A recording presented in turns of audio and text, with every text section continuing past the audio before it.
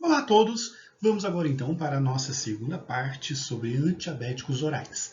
Agora nós vamos ver uma classe de medicamentos que são conhecidas como secretagogas de insulina, ou seja, aquele pâncreas que já está com um pouco de dificuldade de liberar insulina é estimulado a uma produção maior de insulina mediante a ação de alguns fármacos que atuam sobre a questão do processo de liberação de insulina a partir de vesículas, lá nas células de Langerhans. Então é isso que a gente vai estar vendo, assim como as suas aplicações e os seus cuidados terapêuticos que são necessários.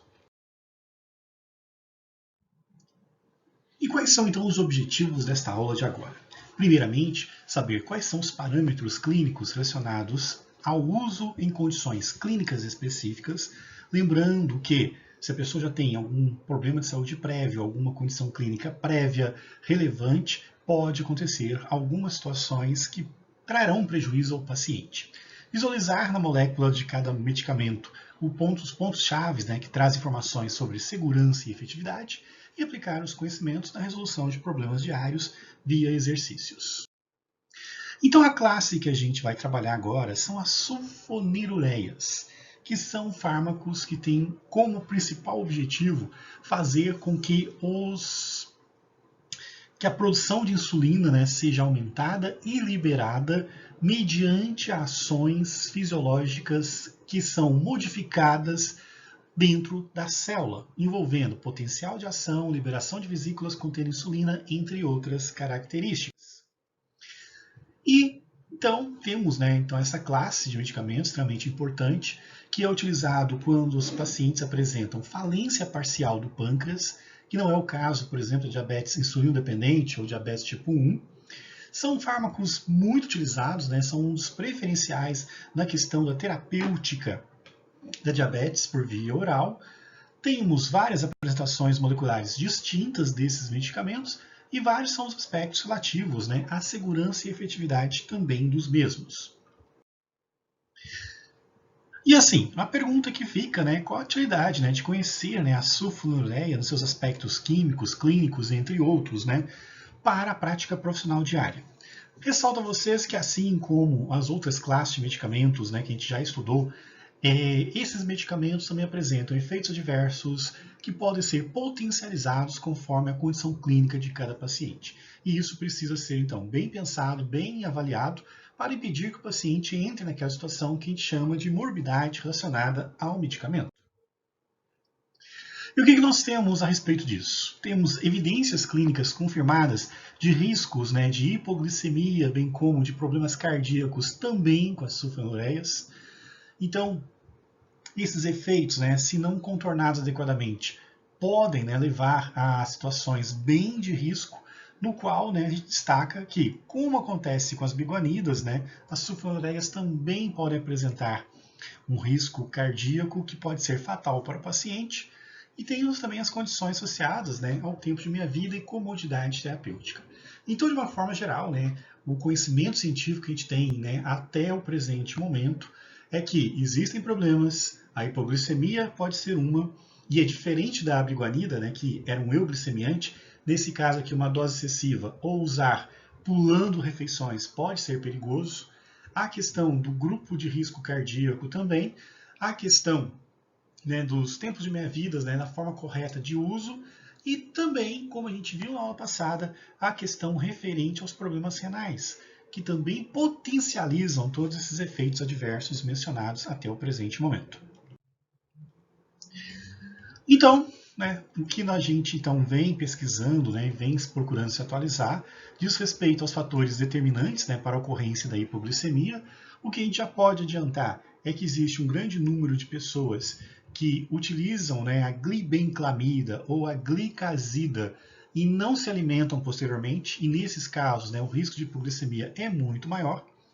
E a questão do risco cardíaco também, principalmente de uma classe, de um representante específico dessa classe, que é a glibenclamida, do qual a gente vai estar entendendo os porquês e os motivos desses efeitos estarem acontecendo. E com relação às sulfonilureias, inicialmente era para ser um antibiótico, e houve uma descoberta acidental do qual, né, se percebeu que algumas sulfas, né, que eram testadas como antibióticos, apresentavam então algum efeito hipoglicemiante. E devido, né, a estas propriedades, então começou-se um extenso estudo para entender o mecanismo de ação desses medicamentos, que a princípio, né, já havia sido descartado a questão envolvendo a gliconeogênese hepática e também a resistência à insulina, visto que, né, se apresentava, né, um efeito de estímulo contínuo, no qual levava inclusive a situações de hipoglicemia severa, diferente, né, da metformina, que age como euglicemiante e chegando a um certo limite de normalidade, ela não consegue mais fazer as atuações, porque existe um mecanismo compensatório fisiológico que impede a sua ação excessiva. Bom, para a gente então compreender melhor qual é o mecanismo de ação das sulfonilureias, nós precisamos entender qual é o mecanismo de liberação de insulina pelas células pancreáticas. E para a gente entender esse processo de liberação das células e os aspectos iônicos envolvidos, que são determinantes para entender a ação desses fármacos, vamos partir de um princípio, né, de uma situação onde a pessoa acabou de realizar uma refeição, a taxa de glicose está elevada e o pâncreas, né, já liberou previamente, né, a insulina necessária. A insulina, então, se liga, né, no seu receptor próprio, faz todo aquele processo que a gente viu envolvendo, né, a translocação do glúten, e o glúten então vai fazer o quê? Vai fazer com que a glicose entre para o interior da célula, para a região citoplasmática. E qual é a função, né, que a glicose desempenha no citoplasma, na célula? Fornecimento de energia. Então essa glicose entra, né, no metabolismo, participa do ciclo de Krebs e vai, né, produzir energia, e a energia que sobra fica armazenada na forma de ATP. Isso está acontecendo nesta célula específica no pâncreas e também nas demais células do organismo, uma vez que a insulina foi liberada para todo o organismo. E se eu tenho energia já estocada, eu não preciso mais, né, de glicose dentro da minha célula. Isso significa que eu também não precisarei mais de insulina liberada. E nesse processo, então, para impedir que a insulina continue sendo produzida de forma desnecessária, porque eu já tenho energia até de sobra dentro da célula, acontece o quê? Acontece a sinalização iônica na célula, no qual alguns, né, sinais são emitidos. O excesso de ATP faz com que o canal de potássio se abra e leve à retirada de potássio do citoplasma. Esta retirada de potássio do citoplasma aumenta a quantidade de energia, de carga positiva fora, e deixa as cargas positivas em um determinado valor no citoplasma. Então, um aspecto que é importante é esse, né? O potássio. Então, saindo da célula, tem uma redução da sua concentração, né, no citoplasma. E esta concentração fora do citoplasma é um sinal, uma sinalização para que a carga positiva se mantenha na parte externa para manter a célula polarizada. Aí então nós temos o que acontecendo? O fechamento dos canais de cálcio. O que isso implica, gente? O cálcio é o íon responsável pela fragmentação das vesículas que contêm a insulina e altera o pH para que ocorra a migração dessas vesículas, inclusive para a parte externa, e liberação de insulina para o meio. Se tenho carga, então, em excesso, carga positiva em excesso, vai acontecer o quê? O potássio irá sair. Excesso de potássio fora é um sinal para que cálcio não entre também. O cálcio não entrando, não tenho o processo, né, de fragmentação vesicular que contém as insulinas. As insulinas, então, permanecem na vesícula e não saem. Este é o processo. Quando a taxa de glicose cai e quando toda a energia é consumida, vai acontecer o quê? Eu tenho queda na quantidade de ATP. Passo a ter quem agora? Passo a ter ADP. Com, então, esta queda na concentração de ATP, né? Então, a ATP agora passa a ter uma concentração menor. O que acontece? Preciso de energia, porque não tenho nem mais energia estocada. Este é um sinal, a presença maior de ADP é um sinal para fechar os canais de potássio. Passo a ter menos potássio na parte externa. Se eu começo, então, a ter menos na parte externa e mais na parte interna, o que acontece? Né? O cálcio acompanha e os canais de cálcio, então, passam a ficar abertos. E uma vez que os canais estão abertos, eu tenho aumento na concentração de cálcio. Resultado disso? O resultado disso é fragmentação das vesículas, todo aquele processo que a gente já viu, e agora sim, liberação de insulina. Então, um ponto-chave, ou melhor, os dois pontos-chave para a liberação de insulina é o quê?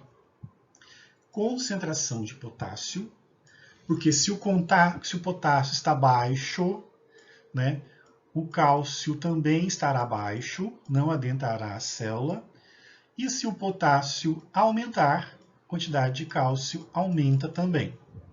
Quem regula o potássio? ATP e ADP. Se o ATP se eleva, né, o cálcio cai.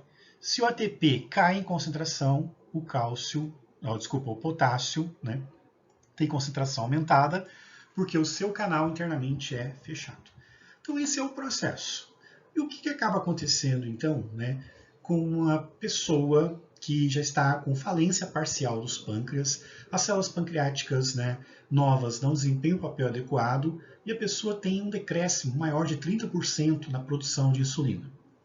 É necessário fazer com que as células que ainda funcionam bem produzam e liberem mais insulina. E como é que isso acaba acontecendo? Acontece da seguinte maneira.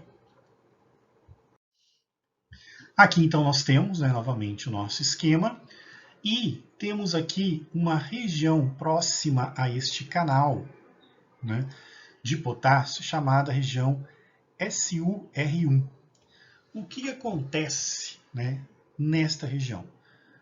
A sulfonilureia, como por exemplo uma glibenclamida, se liga nesta região e promove o quê? Promove o fechamento do canal de potássio. Independente se eu vou ter ATP ou ADP, o potássio vai se acumular, porque a glibenclamida promoveu uma alteração estrutural que fechou este canal de potássio.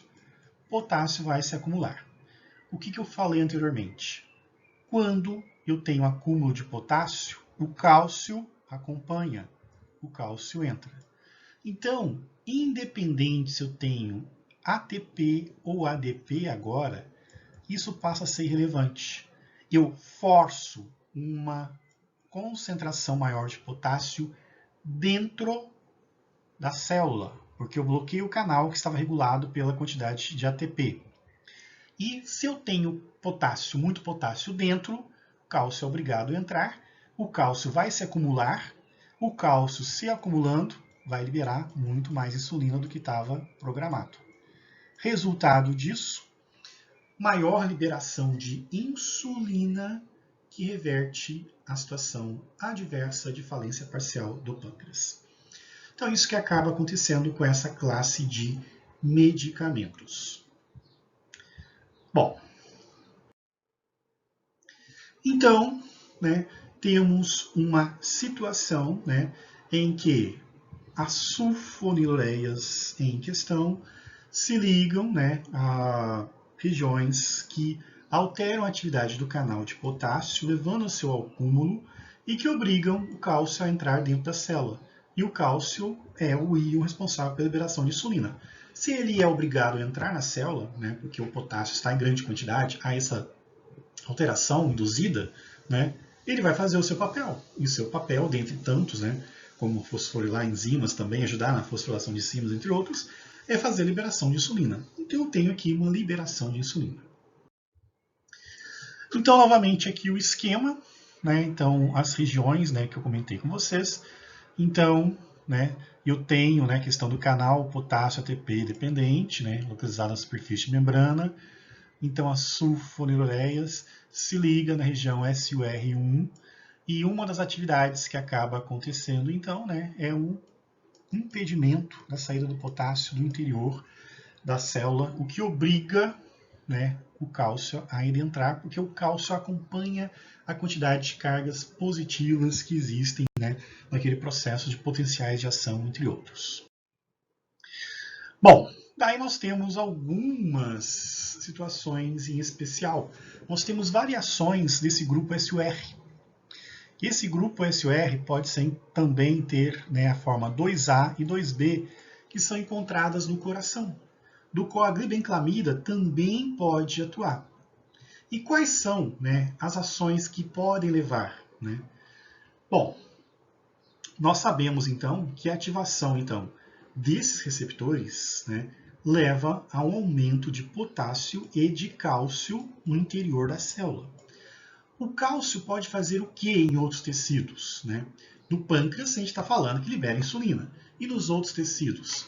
O cálcio pode fazer vasoconstrição e fazer com que vasos, né, do coração fiquem com menor calibre e estejam mais propensos, né, a uma situação de infarto, por exemplo. Então, são algumas situações que acabam acontecendo que também deixam essas moléculas expostas a riscos, né? Sendo que, né, existem receptores mais propensos e menos propensos, né, a fazer este efeito. Então, assim como as biguanidas também causam problemas cardíacos por outra via, sulfonilureias também, mas não em formas iguais, até porque nós temos dois principais representantes das sulfonilureias, que é a glibenclamida e a glicazida. Bom, então, né, por que é importante a gente saber esses detalhes, né, inclusive alguns aspectos químicos aí relacionados a trocas iônicas e entre outros? Porque nos ajuda a entender o mecanismo de ação e entender até mesmo contraindicações que podem existir desses medicamentos. E quais são as contraindicações, né? Aqui nós temos, né, a molécula da glibenclamida e aqui embaixo da gliclazida, né? O que nós observamos de importante? Que a glicazida, ela tem afinidade apenas pelos receptores do pâncreas e não tem afinidade por receptores do coração. Logo, né, a glicazida, gente, a glicazida não causa problemas cardíacos, diferente da glibenclamida, que se a pessoa já tem um histórico de problemas cardíacos prévio, né, pode ser perigosa. Hoje em dia, praticamente entra em desuso a glibenclamida, né? Visto em função que a glicazida ganhou mercado, já tem preços mais acessíveis, né? E acaba sendo um dos medicamentos preferenciais, inclusive, né, na rede pública de saúde. Então, um fator importante, né, que a glicazida, representada aqui por esta molécula, né, tem ação mais concentrada no pâncreas, enquanto a glicazida pode ter efeitos também, né, sobre o surário B, na região do coração. Bom, daí então nós temos, né, algumas situações, né, que são importantes para a gente refletir, né? Casos, por exemplo, né, de pacientes, né, que se internam e têm hipoglicemia severa, né, usando aqui a glibenclamida. E uma questão que é importante, né, nesses casos avaliar, né, qual é o seu clearance renal. Nesse caso aqui estava alterado. Ao passado a gente viu que diabetes afeta, né, o sistema renal. E o sistema renal afeta a excreção de fármacos. Então eu tenho uma bioacumulação aqui. E a questão também, né, do ajuste de dose, que é necessário fazer também com a metformina, que também, né, pela questão da depuração do clearance, né, de creatinina, né, de função renal, também pode bioacumular. Então nós temos esses dois fármacos, né, e temos uma condição em específico, né, que deve ser pensada com muito cuidado, que é o risco que os pacientes diabéticos têm de apresentar problemas renais. Então o uso da medicação precisa ser feito com cautela. E existe, né, até mesmo alguns programas, né, que fazem o ajuste automaticamente. Tem esse programa, por exemplo, que é livre, né, na internet, onde você, clicando o valor de exame do clearance de creatinina do paciente e selecionando, né, o medicamento que você quer, né, você calcula, né, a dose então que ele irá utilizar. Né? Então você pode evitar que o paciente tenha algum tipo de complicação. E isso é importante estar atento, né, porque há pacientes e pacientes. Bom, então aqui então encerramos essa parte de diabetes, né? E confiram os exercícios existentes, né? E qualquer dúvida, basta entrar em contato. Obrigado.